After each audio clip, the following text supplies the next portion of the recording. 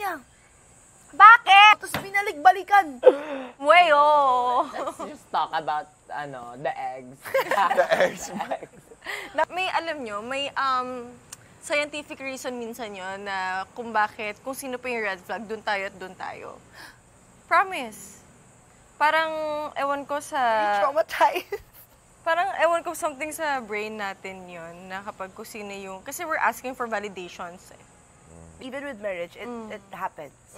Parang two dysfunctional individuals, kahit yung you say red flag, nagsistay kasi they're used to it. They're used to the system.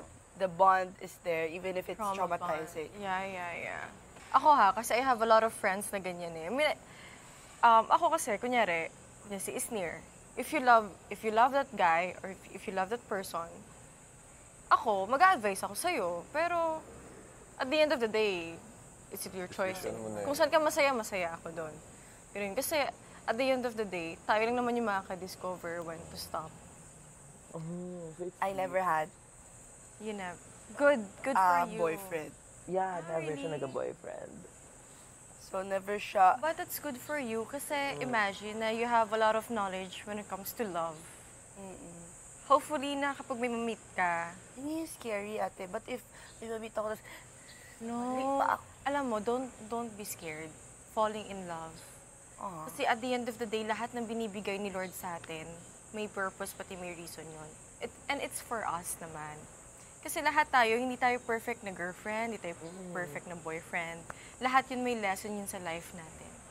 Kaya don't be scared. If you believe kasi, Lahat yun may lesson yun sa life natin. Kaya don't be scared. if you believe kasi na kung sino yung date to marry, kung sino niya talaga yung isang lalaki, yun yung Ako, ganun ako.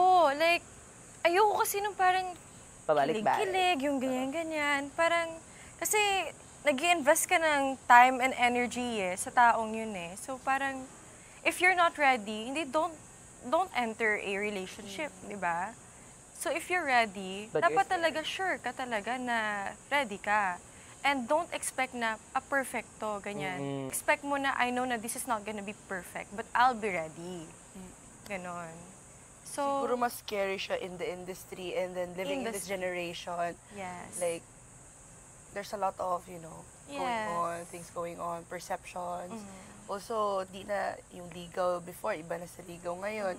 Yung love, ang dami ng kinds of love, ang dami ng labels sa relationship na kailangan mong i-achieve, i-attain. So, parang ang dami ng checklist. Parang mas naging mahirap na ngayon yung relationship para sa akin. Siguro kasi, if hahanapin natin, dun yung mas mahirap. Una sa lahat, mahanap mo yung perfect person sa'yo if you have peace of mind. Yun if you have peace of mind, di ka mas-stress, no worries, no doubt. Kasi you have instinct and intuition naman, di ba? If may gagawin yung tao sa'yo. Pero if you have peace of mind, you're safe. You're in a safe space. Kasi ako din before, I don't date younger guys. Ako sa'yo. Pero if you have peace of mind, you're safe. You're in a safe space. Kasi ako din before, I don't date younger guys. Like, ang dinidate ko, like, 5 years sa akin, 7 years yung gap sa akin. Kasi yung mindset ko before, ang mga babae kasi 5 years nagmamatured sometimes sa early years sa guys, di ba? So, I'm scared sometimes sa, what if ako mag-alaga? What if ganito? What if ganyan? Paano pag masaktan ako? Mga lalaki, mag-e-enjoy pa yan kapag bata. Puro ganon. But, it's not all about the age then. Diba? It's about experience. So, may nakakilala naman ako na, parang same age or younger than me. Pero iba siya mag-isip. Diba?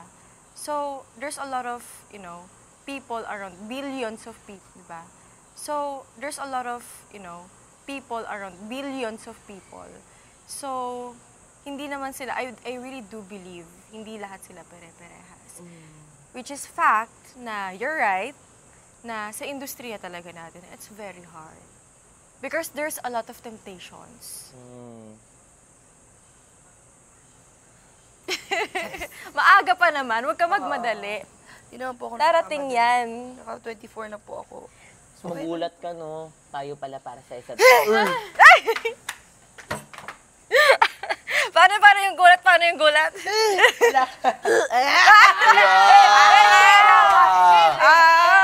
Girl man kami kasi. Dalawa ka na ha. Dalawa ka na sa akin na. Uy, Umaga-umaga. Sampo ka na sa akin. So, most of you guys here, single kayo lahat? Except sa kanilang dalawa. Single. Single. Very single.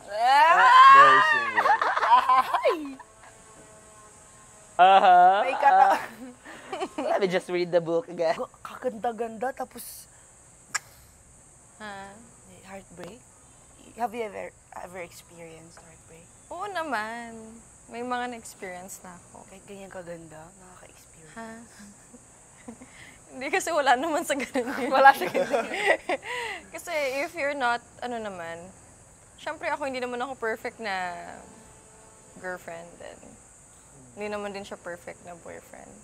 If hindi talaga kayo, nagko-compliment sa isa't isa, it's so hard eh. Lalo na kapag isa lang yung lumalaban. It's so hard. And may times kasi na kapag may conflict sa relationship, at the end of the day, just if you're gonna choose to stay, yun na lang talaga yung panghahawakan mo eh. Kaya ang hirap kapag papasok ka sa relasyon talaga. Dapat ready ka talaga ba? It's so hard. Hirap pag pumasok ka tapos hindi ka pa healed. Oh, May mga ay, sarili oo. din tayong traumas eh. True. Oh my May mga God, fears yung na. healed na yan. Ayan. Letrang H. Ang healing na yan. Healing stage. Kaya din siguro wala akong Pero ako jowa, kasi I'm healing still in stage the ako ngayon process. eh. Super, healing stage ako. Kasi it's so hard if you're broken. Tapos, ako pag may nanliligaw sa akin, sasabihin ko talaga na healing ako ngayon. May times na healing ako ngayon, but I like that guy. But it's so hard kasi I don't wanna hurt him. Diba? Kasi Diba? yung fear na, diba? Ay, salamat. Sige, Salamat. Na-validate siya. Validate siya. Validate ako. Sige, go ate. Ang hirap kasi pag, lalo na, pag hindi kayo parehas buo sa relationship. Kasi kapag ikaw yung broken, kawawa yung isa. I mean, sa umpisa, pupursue ka niya. Eto, sorry. Correct me if I'm wrong, Ralph. May mga guys kasi na, di ba sa umpisa, pursue. Tapos, And then, may times na mapapagod kayo, pahinga. Ganyan. And then, dun ma-fall yung mga babae. Di ba? Right? Pero ang mga guys kasi, eto magiging neutral ako. Ang hirap maging babae, ang hirap maging lalaki. Lalo na kapag ang mga babae tinotopak. Sometimes guys, they don't understand that. True. Kaya yung mga kaibigan ko lalaki lumalapit sa akin, bakit ganito yung girlfriend ko? Bakit ganyan tinotopak? Kasi minsan tayong mga babae, ang mahirap sa atin, tinatry nating malaman, alam mo yon, hindi naman sila, sino yung sa X-Men? Si Professor X Professor na X. Mind huhulaan reader. yung gusto natin. Yun yung mga, yung awareness na kailangan malaman ng mga babae. Na hindi lahat ng pagkakataon maintindihan ng lalaki.